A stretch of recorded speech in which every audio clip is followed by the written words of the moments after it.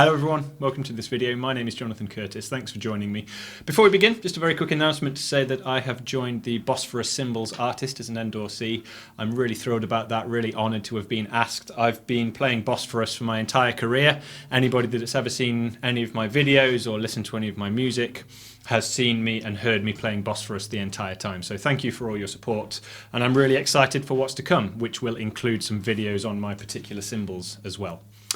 Today, we're talking about a really simple but also very powerful and effective soloing technique or soloing concept that is very simple to learn and has a lot of far-reaching and very powerful applications. So that's what we're going to talk about today. The concept is very simple. There are two phrases, an A and a B. We're going to learn them individually in isolation, see what we can do with them, see how we can apply them, see how we can orchestrate them, and then we are going to combine them together. The beauty of this is that A and B can be combined completely interchangeably and indefinitely. A follows A follows B follows A, and B follows B with no problems whatsoever. They flow really nicely and they sound really good together. So the first thing we need to do is, of course, consider what our individual phrases are. We'll start with the A phrase. It's 3 notes long. It's very simple. It's a right-hand accent followed by 2 left-hand doubles, which are non-accents. We can treat these as ghost notes for now. So the 3 strokes, right, left, left. We want to keep that right hand nice and loud, those 2 left hands nice and quiet. Our first job, just get comfortable with that basic phrase.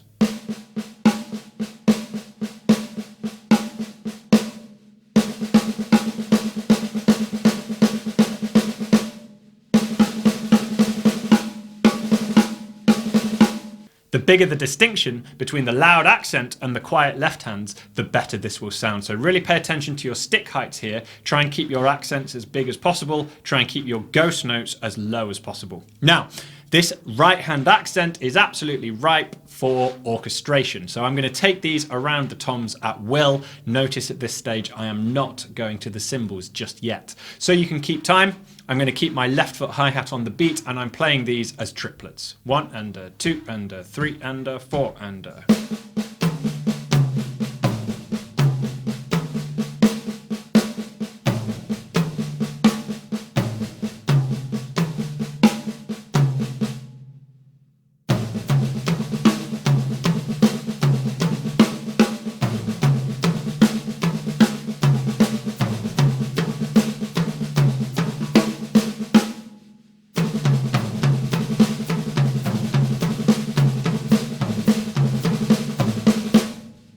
Notice that time I halved the rate of the hi-hat, so this phrase had become sextuplets, groups of 6, 1 and 1 and 2 and 2 and 3 and 3 and.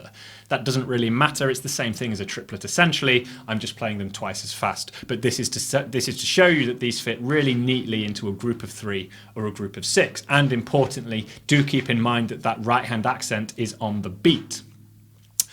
I talked about going to the cymbals. When we go to the cymbals, we can indeed orchestrate this accent to the cymbals. When we do so, it is nice to add a bass drum to give a bit of bottom end punch to that phrase. So if I alternate the right hand accent between the 2 cymbals, you will hear a bass drum at the same time.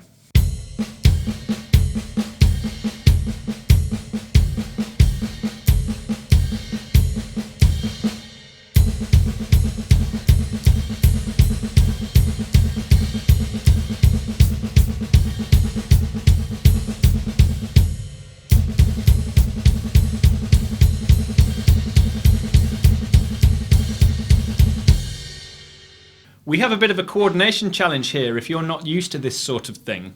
We don't want bass drums on the toms. We do want bass drums with the cymbals. So if you're struggling with this, it might be worth your time spending a bit of time, taking it slowly, getting used to alternating between the non-bass drum tom accents and the bass drum cymbal accents. So to demonstrate this, I will do 2 tom accents without bass drums, 2 cymbal accents with bass drums.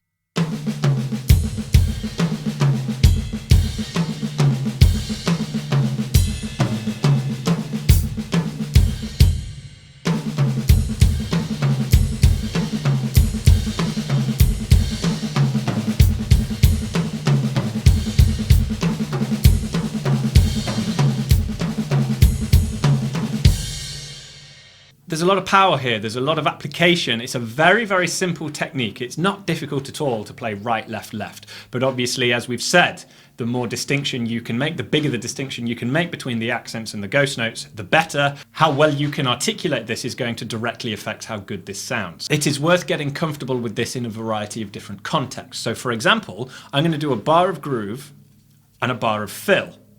Bar of time feel and a bar of fill, and it is important to consider the different rhythms. To begin with, I'm going to take a simple eighth note groove, so we're not doing triplets as our groove, we're going to jump into triplets for our fill.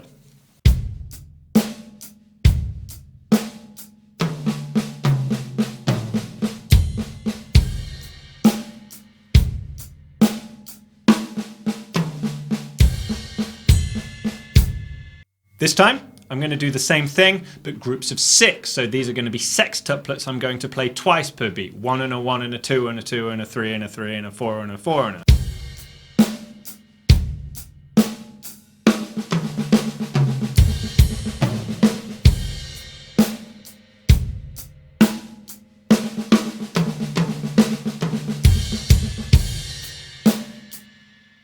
This time, I am going to switch to a triplet feel. I'm going to keep a steady jazz feel going. The hi-hat's going to be on 2 and 4. So I'm already really playing in this triplet feel. So now we're getting used to coming into this phrase already in a triplet feel.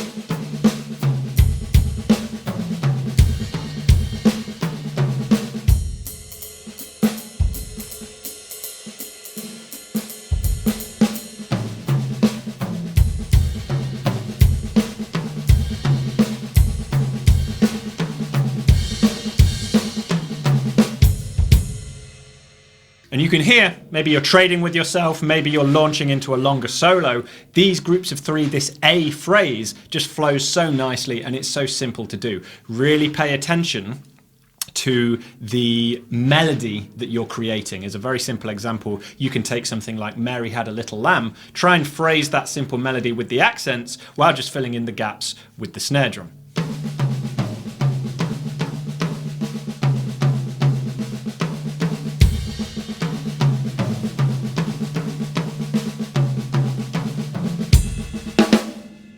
Simple, maybe a bit naff, but it really makes you listen to the phrase that you're playing because your audience are going to be hearing those accents. Those ghost notes are just textural. Now, onto our B phrase. Our B phrase is also 3 notes long, and it is kind of the reverse of the A phrase. So it is 2 right-hand strokes followed by a left-hand accent. Crucially here, the accent is off the beat. 1 and a, 2 and a, right, right, left, right, right, left. This is important in what's to follow because it's going to move that accent into a different place. So again, I'm going to orchestrate the left hand around the toms, the right hand is going to stay on the snare drum, that hi-hat is going to keep time, so I'm in triplets. 1 and 2 and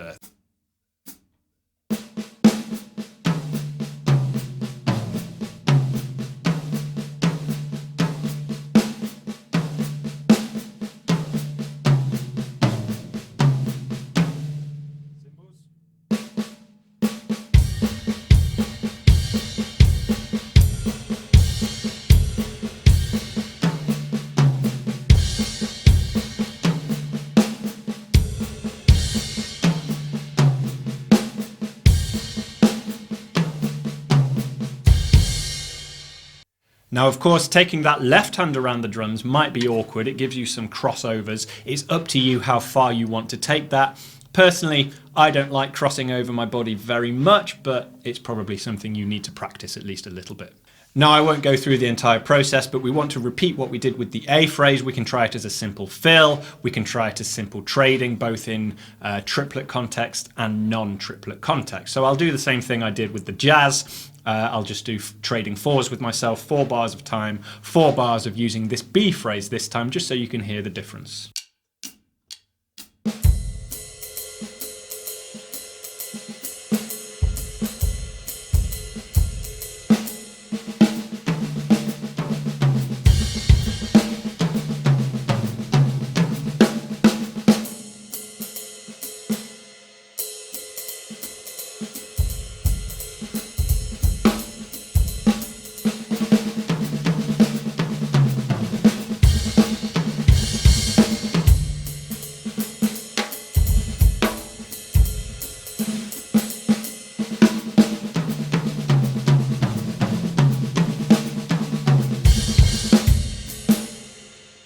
Again, very, very simple, but lots of application here. And moving that accent off the beat can give you a nice bit of syncopation in what's otherwise a very simple phrase. Now, before we move on here, I can't stress enough how important it is to get really, really comfortable with both of these phrases individually, because you don't want to be having to think about these once we start combining them. But combining them is exactly what we're going to do now. The A and the B, as I've hinted at, can be combined in any order: AA, AB, BB, BA. And you can string them together totally indefinitely, and it flows very nicely. Now, the astute viewers amongst you will have realized that A and B are simply two halves of a 6-stroke roll. We all know the 6-stroke roll, right? Which is just A plus B. Right, left, left, right, right, left, right, left, left, right, right, left, right, left, left, right, right, left. 6 strokes, accent at the start and the end, doubles in the middle. So our first combination, of course, AB, is just the 6-stroke roll.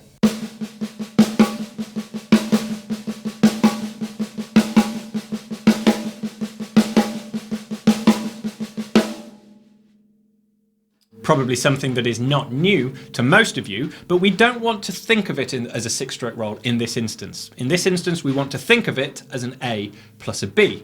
But like we did previously, let's get comfortable orchestrating these. I can take those accents to the toms first of all, keeping everything else on the snare drum.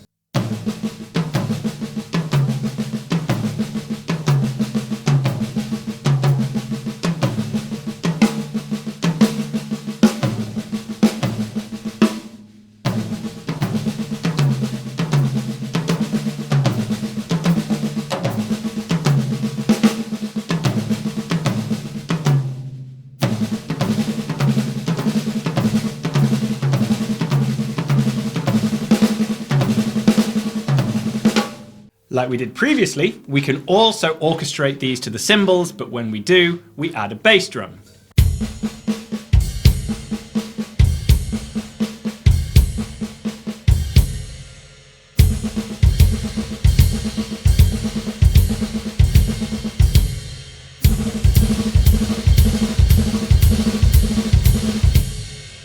And as before, we can overcome the coordination problem, alternating between the toms without the bass drum and the cymbals with the bass drum.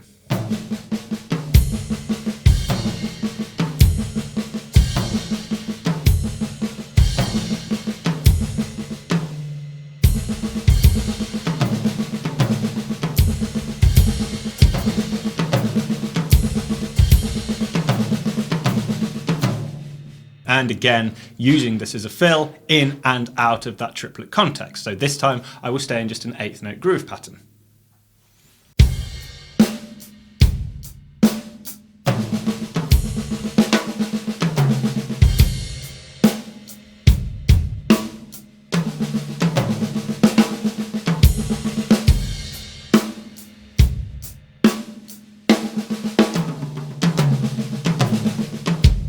Now that time, I did actually move the doubles off the snare drum.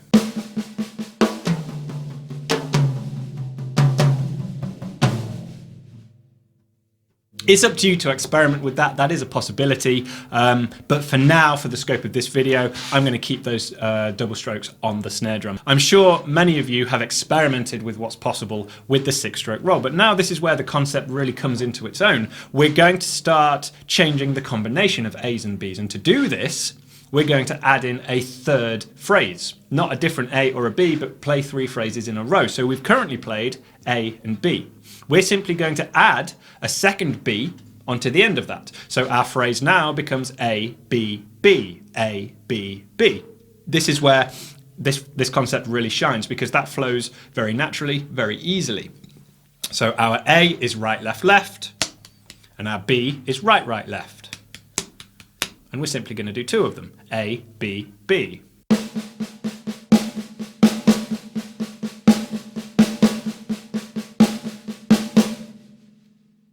When you're practicing these 3-beat phrases, it is very important that you hear the unique rhythm that the accents create for each one. Recall that your A accent is on the beat, but your B accent is off the beat. So I'm going to phrase the right-hand accents on tom 3, the left-hand accents on tom 1. I'm going to keep time with that hi-hat, and you will hear how that accent moves from the beat on the A off the beat on the B, and we're playing an A, B, B 3-beat phrase.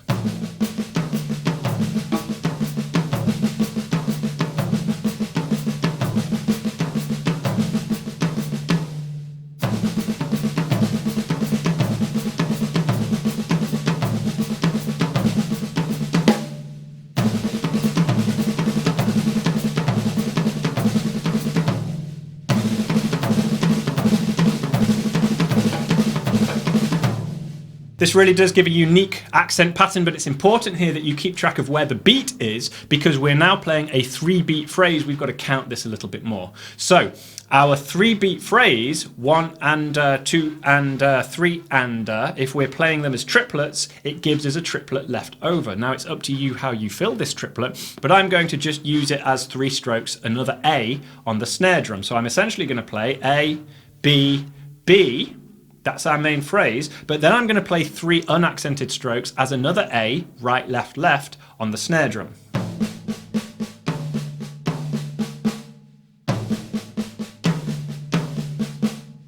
That's just a right, left, left, and A on the snare drum, but no accents this time.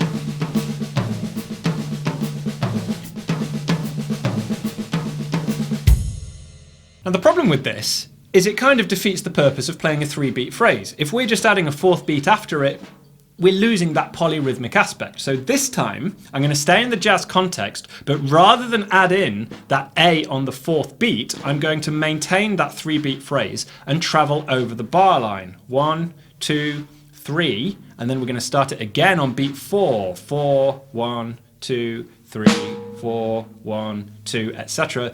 That pattern is going to roll over the bar line, and it's important that you keep track of where you are in that beat. So I'm going to do it really slowly. I'm going to keep the hi-hat on 2 and 4, try and count along. It's going to resolve after 3 bars, okay? 1 and a 2 and a 3 and a 4 and a...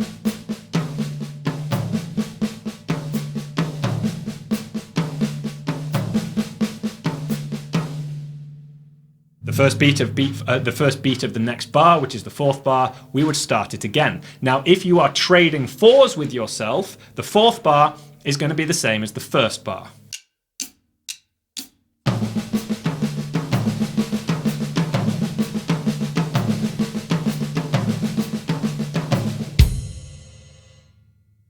We're not going to get to finish it. We have to kind of bug out of that phrase in the middle of it.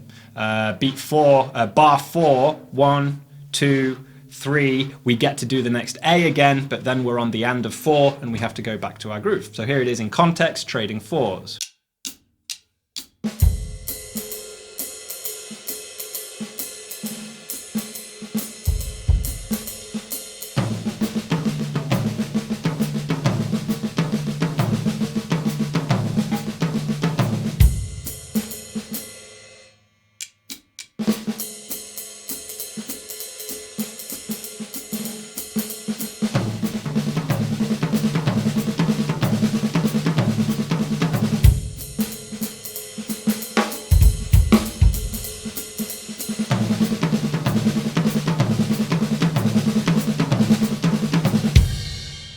We can try the same thing now, but with a different 3-beat combination. This time we will do A-A-B, where previously we were doing A-B-B. So it's the same thing, 3 beats long. Rhythmically it's going to work exactly the same, but we get a different accent pattern this time. A-A-B.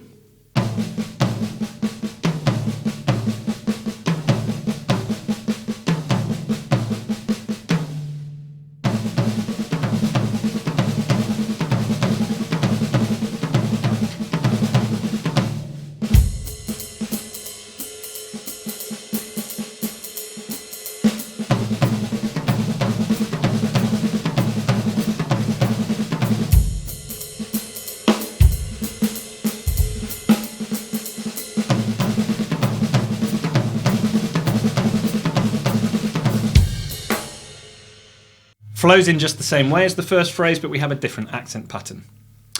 I'm sure you can see where this is going now. There's a lot of application here. We're now going to look at a 5-beat phrase. So we will do A, B, the phrase we've just done, plus another A, B on the end. A, B, B.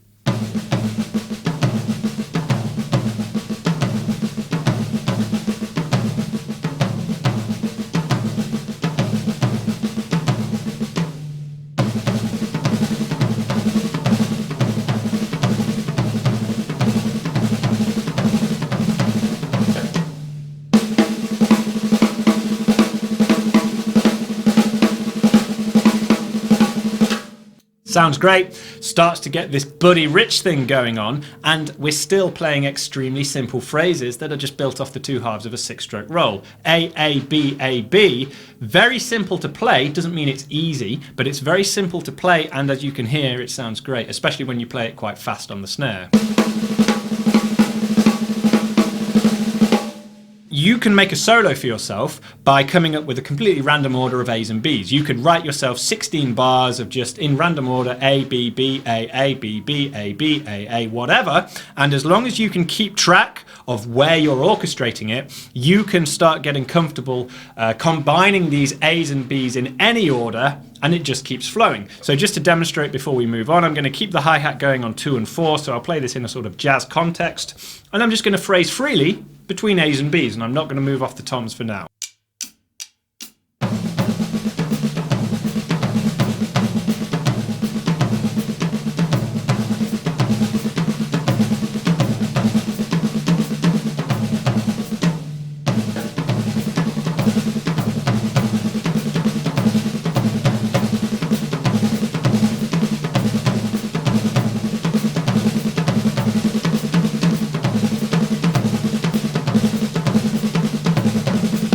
Pretty straightforward once you get the hang of it, and it sounds great. So as long as you can keep track of your orchestration and keep track of where you are in the bar, you're great. There are a few other things we can add in to really make that sing. One of my favorite things is to add in a linear element. There are lots of different ways you can do this, but one of the easiest is to take our A phrase and substitute that right-hand accent for a bass drum. So instead of right, left, left, we get kick, left, left.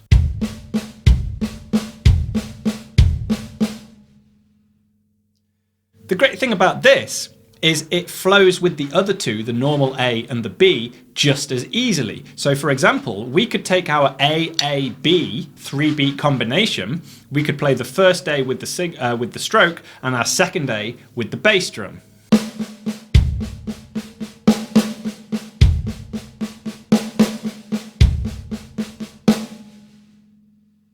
In principle, we're still playing the same A, B phrase, but that second A has got that linear variation.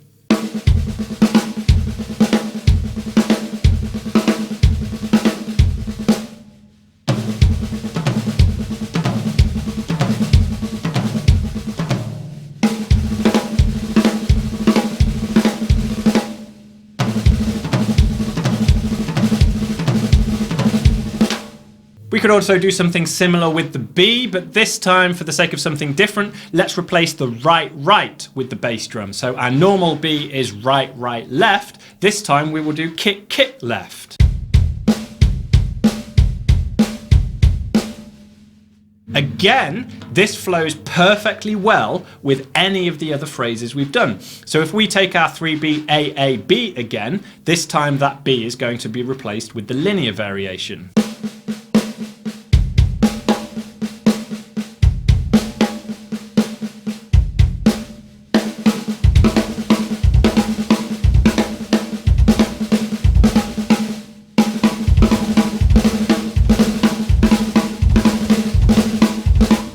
Now we can combine that with the A linear variation from just a moment ago. So I'm still doing A, B. The second A is the linear A and the B is the linear B.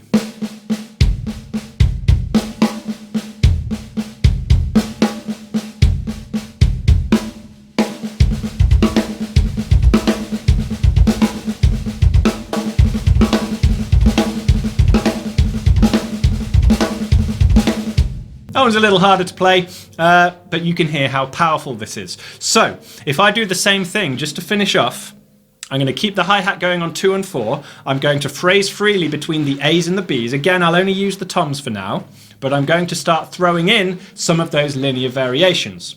So at any one point, I'm either playing a normal A, a normal B, the linear A, or the linear B. Nothing else. Let's see what happens.